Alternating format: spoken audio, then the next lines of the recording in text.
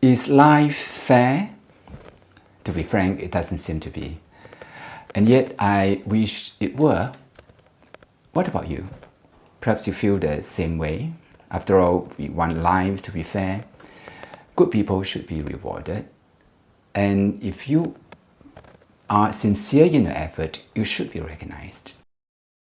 This is what Lao Tzu says in chapter 5 of the book. Heaven and earth are not benevolent.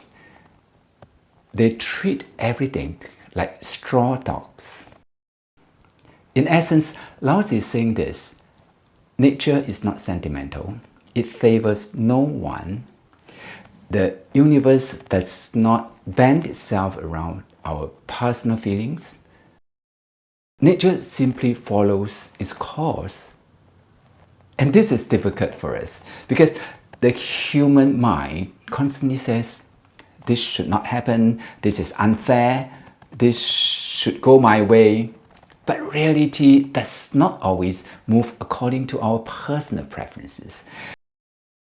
This is often where suffering begins. We expect life to conform to our emotional expectations, but life does not always behave that way. And when there is a gap between expectation and reality, you know what happens? There is disappointment. And if disappointment deepens, there's suffering.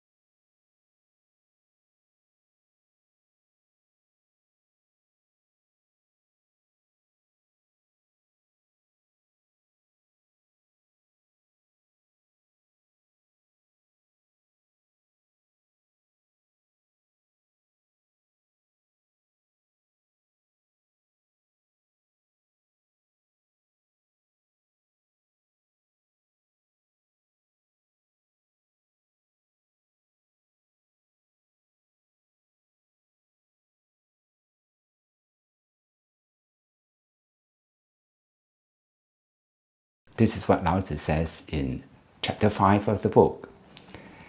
Heaven and earth are not benevolent. They treat everything like straw dogs.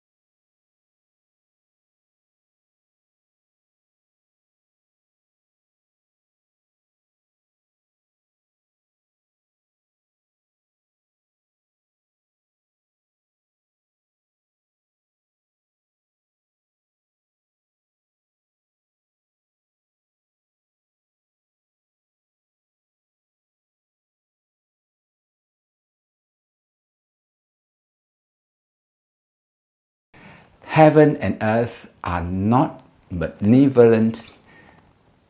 They treat everything like straw dogs. The sage is not sentimental. They treat people like straw dogs.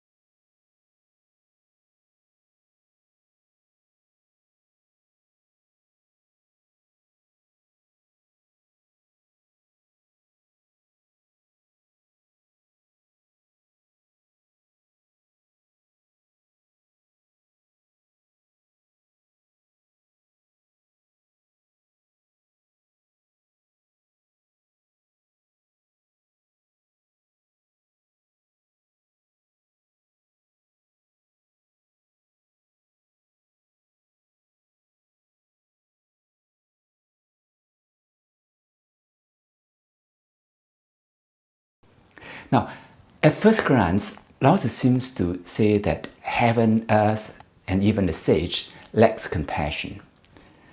But that may not be what he means at all. The key lies in the phrase straw dogs.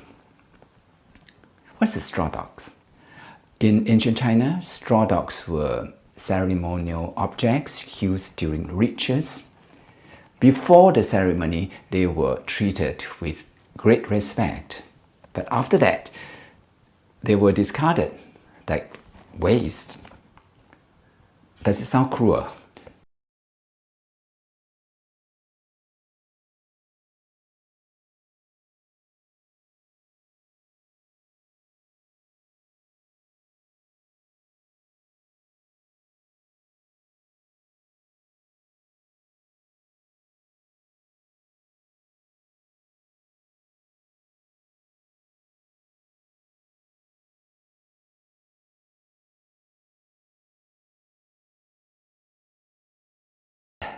Lao Tzu is not glorifying cruelty, he's pointing towards something deeper.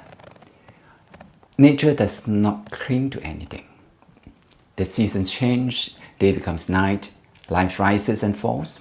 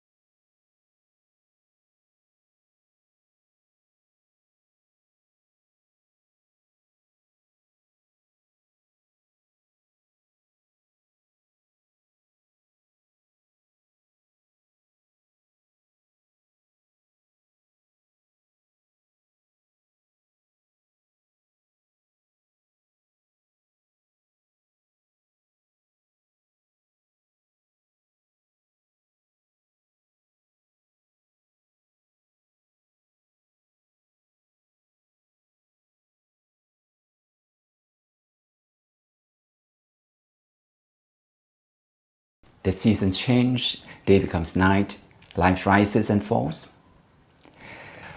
Nature simply follows its course.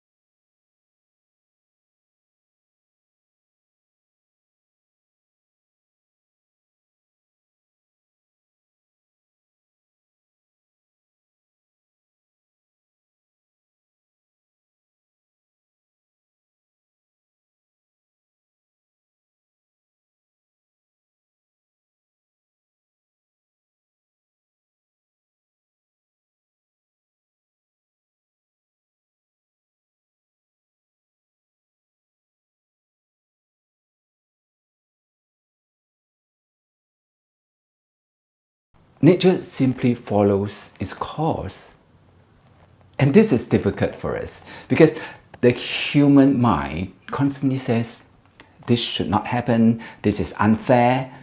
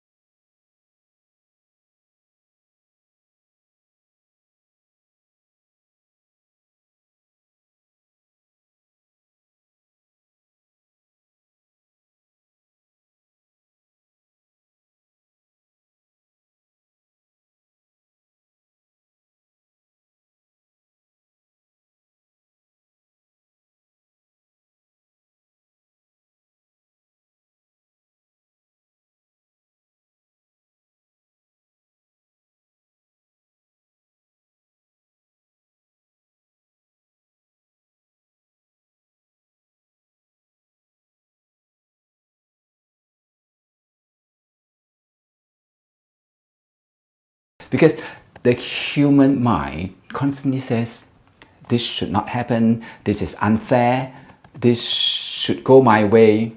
But reality does not always move according to our personal preferences.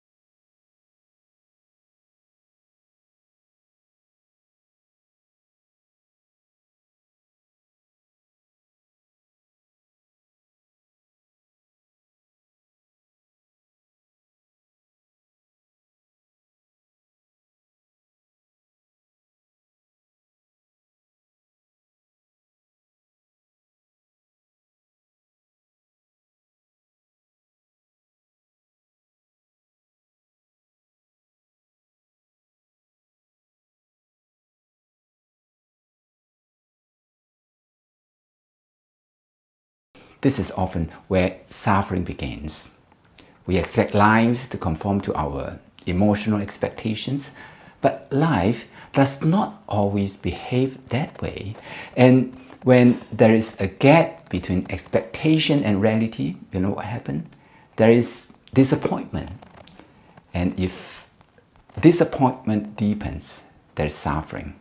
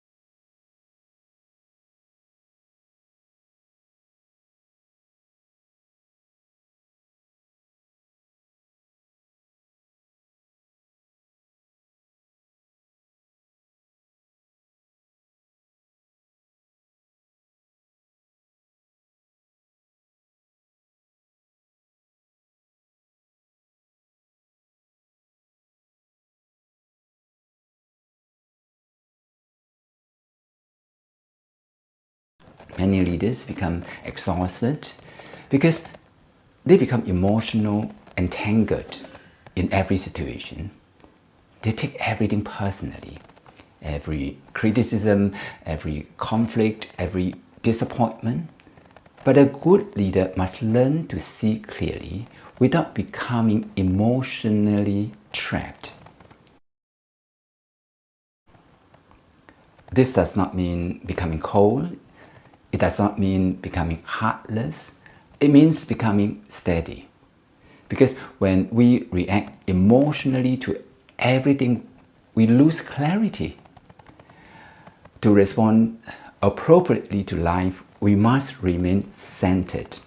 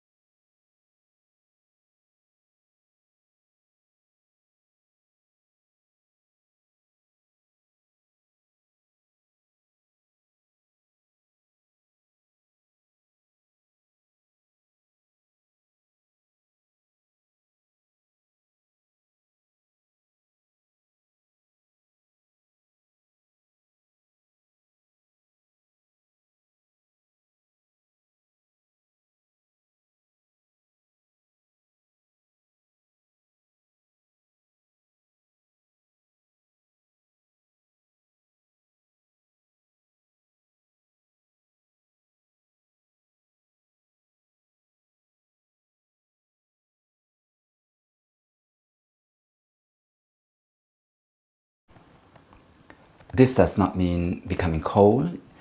It does not mean becoming heartless. It means becoming steady.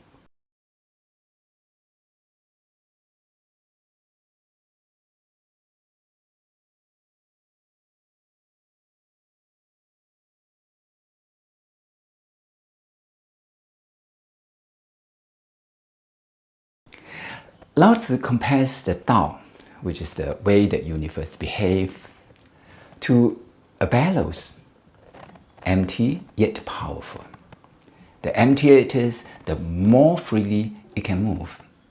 But when our mind becomes too full, too many opinions, too many emotional reactions, too many unnecessary words, or unrealistic expectations that life must always be fair,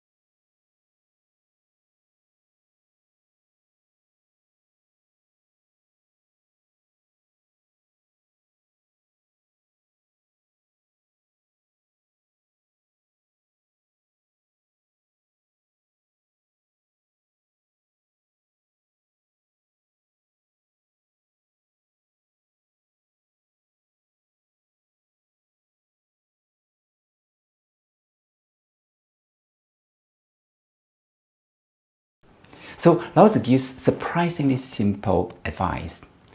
Excessive words lead to depression. Better to remain centered. It means giving ourselves enough space to return to clarity. Because clarity requires space. Ask yourself these questions. How often do you argue with reality internally?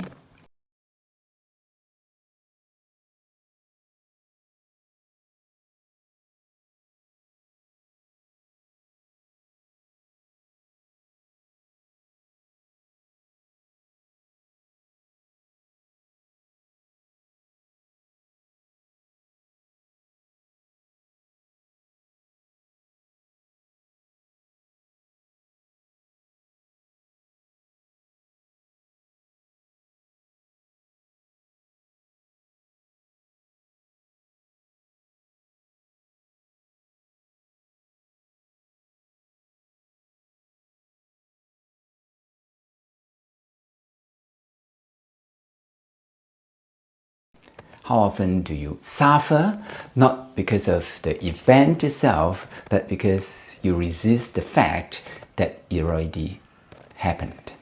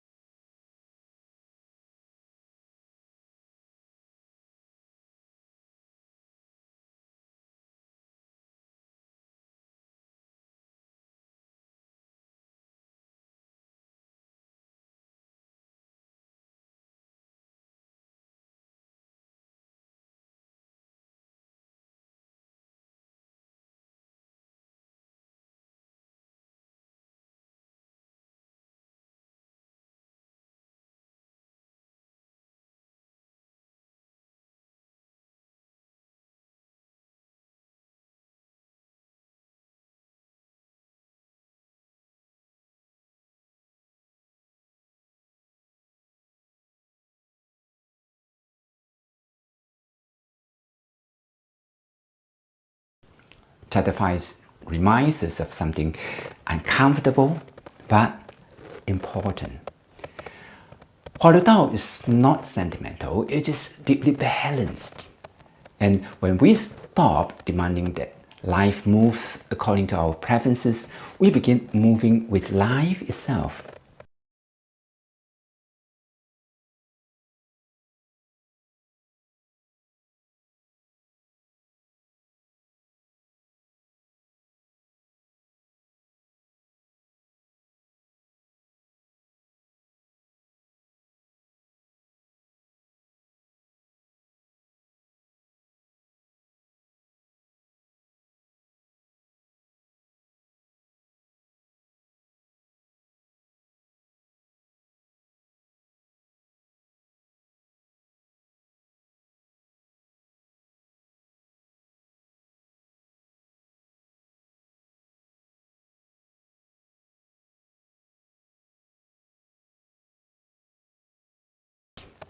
And when we stop demanding that life moves according to our preferences, we begin moving with life itself. That is where calmness begins, and perhaps where real freedom lies.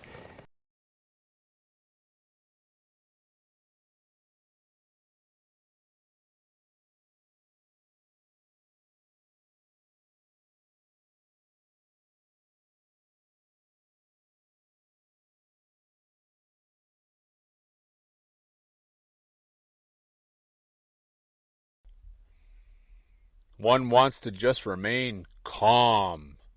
Calm forever. Calm as death. See, the most calm thing in all of reality is death. Death is as calm and zenned out as it gets.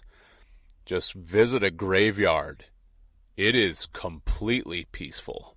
That's as peaceful as it gets. Death, there you go. So yeah, who wants an alarm to be sounded for the impending doom of something like death? Well, no, death needs to be welcomed with open arms, says death. Of course, that's what death and its messengers keep telling you. Just remain calm, remain distracted. Look at all my weapons of mass distraction instead. Don't listen to anyone sounding any alarms. They're disrupting the peace. That's why I have peace officers everywhere. They're the ones keeping the peace in the land of death. And that's exactly what this whole reality is set up as. It is a land of death.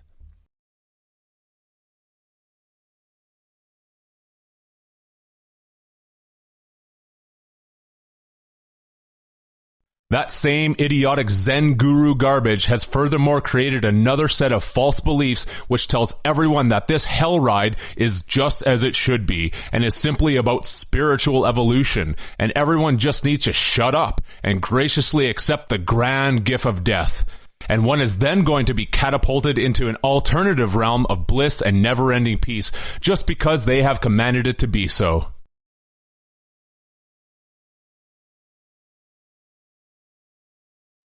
Those who perceive that this reality is just us having an experience are more wrong than can ever be imagined.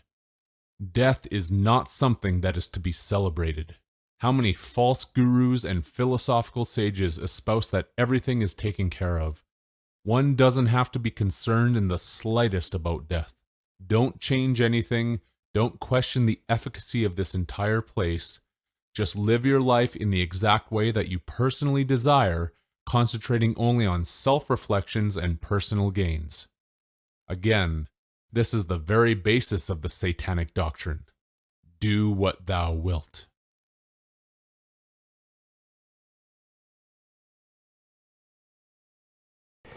Because life is often a paradox, what seems unfair may also be shaping our strengths in ways we cannot yet see.